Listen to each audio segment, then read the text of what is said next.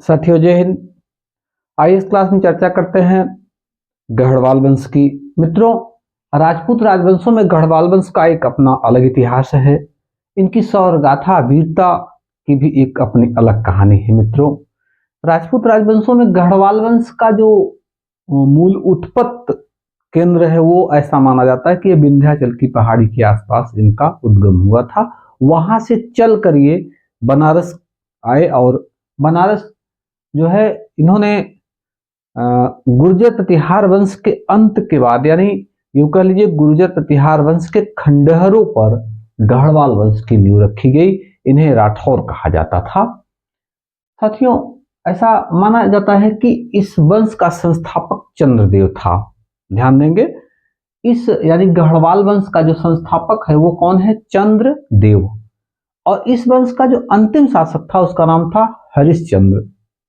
तो इस तरह से गढ़वाल वंश का जो पहला शासक है, यानी जिसने गढ़वाल वंश की स्थापना की थी, उसका नाम था चंद्रदेव। और गढ़वाल वंश के अंतिम शासक का नाम हरिश्चंद्र हो गया।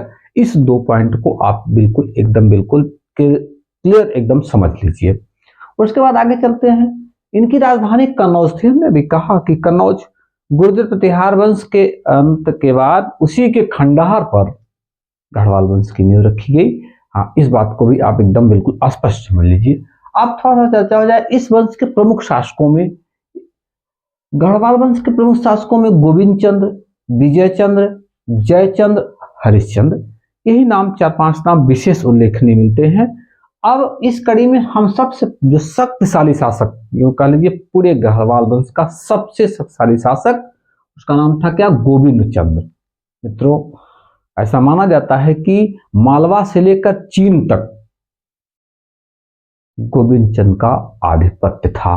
गोविंद चंद्र गढ़वाल वंश नहीं, लगभग समस्त राजपूत काल का सबसे शक्तिशाली शासकों में उसकी गणना की जाती है, महान शासकों में उसकी गणना की जाती है। मित्रों, गोविंद चंद्र ने एक उपाधि धारण की थी, विविध विद्या विचार वाचास्पति। विविध विद्या विचार वाचास्पति की उपाधि धारण किया था। किसने? गोविंद चंद्र ने। मित्रों, गोविंद चंद्र की पत्नी का नाम कुमार देवी था। गोविंद चंद्र की पत्नी का नाम क्या था? कुमार देवी। वो एक बौद्ध परंपरा वाली महिला थी। उन्होंने सारनाथ लेक खुदवाया था। जो बहुत इंपॉर्टेंट बात है, यहाँ पे आप ध्यान दीजिए, जो पीसीएस वगैरह में क्वेश्चन यहाँ से बनते रहते हैं। और इसी सारनाथ लेक में एक मनेर का ताम्रपत्र मिला है। मनेर का ताम्रपत्र लेख, उसी में तुरुस्क दंड का उल्लेख किया गया है। साथियों, मनेर के ताम्रपत्र लेख में तुरुस्क दंड का उल्लेख किया गया है। ये किससे संबंधित है? गोविंद चंद्र की पत्नी कुमार देवी, यानी गढ़वाल शासकों से। यानी यूं कहा जा सकता है कि गढ़वाल शासकों ने तुरुस्क जो है दंड का लगाया था, मुसलमानों पे एक तरह का कर लगाया था, एक दंड लगाया था। और कुमार देवी जो है एक, मैंने कहा, बौद्ध मत अनुयायी थी, तो उन्होंने एक धर्म चक्र विहार का भी निर्माण बनारस में करवाया था, सारनाथ में करवाया था। अब मित्रों, गोविंद चंद्र का मंत्री लक्ष्मीधर, अब राजा विद्वान तो मंत्री भी विद्वान होना तो लाजमी है, ऐसी कोई बात नहीं। और इनकी जो इनका मंत्री था उसका नाम था लक्ष्मीधर। उसकी रचना थी कृत्य कल्पतरु। ध्यान देंगे, कृत्य कल्पतरु, ये गोविंद चंद्र के मंत्री थे, लक्ष्मीधर इनकी रचना थी। आगे अब चर्चा करते हैं अगले जो शासक थी। इस वंश का जो अगला शासक था जयचंद्र। साथियों, ये अंतिम शक्तिशाली शासक जयचंद्र थे। जयचंद्र से पहले एक विजय चंद्र हुए थे। विजय चंद्र के समय का सिर्फ एक उल्लेख मिलता है कि विजय चंद्र के शासनकाल में दिल्ली का जो राज्य क्षेत्र था ये चौहानों के पास चला गया था। किससे? गढ़वालों से छीनकर चौहानों के पास चला गया था। यही इतना उल्लेख मिलता है किसमें? विजय चंद्र में। अब आप जयचंद्र की अंतिम शक्तिशाली शासक, और थोड़ा सा एक चीज और आपको बताना चाहेंगे। जयचंद्र का नाम लेते ही थोड़ा सा एक बात मन में आती है कि एक जयचंद्र से पृथ्वीराज चौहान की शत्रुता थी, जिसके पीछे उसकी पुत्री संयोगिता थी। अगले क्लास में हम इसकी चर्चा करेंगे। हाँ, यहाँ आपको बताना चाहेंगे कि पृथ्वीराज चौहान समकालीन थे किसके? जयचंद्र के।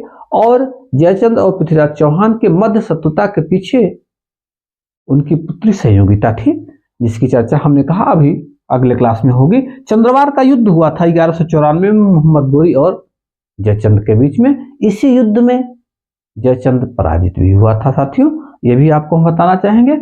अब जयचंद्र का दरबारी जो कवि था उसका नाम था श्रीहर्ष। जयचंद्र का दरबारी कवि उसका नाम था श्रीहर्ष, और श्रीहर्ष की रचना थी नैषध चरित खंडन खाद्य। नैषध चरित खंडन खाद्य, ये दो रचनाएं किसकी थी?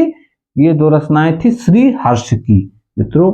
तो इस तरह से इसके जस्ट अगले बाद हरिश्चंद्र आते हैं और इस वंश का अंत हो जाता है। तो ये गढ़वालों के अंत के पीछे, या यूं कह लीजिए कि गढ़वाल एक ऐसे राजवंश जो पृथ्वीराज चौहान के समकालीन थे लास्ट में, और इनका धीरे धीरे अंत हो गया। जय हिंद साथियों।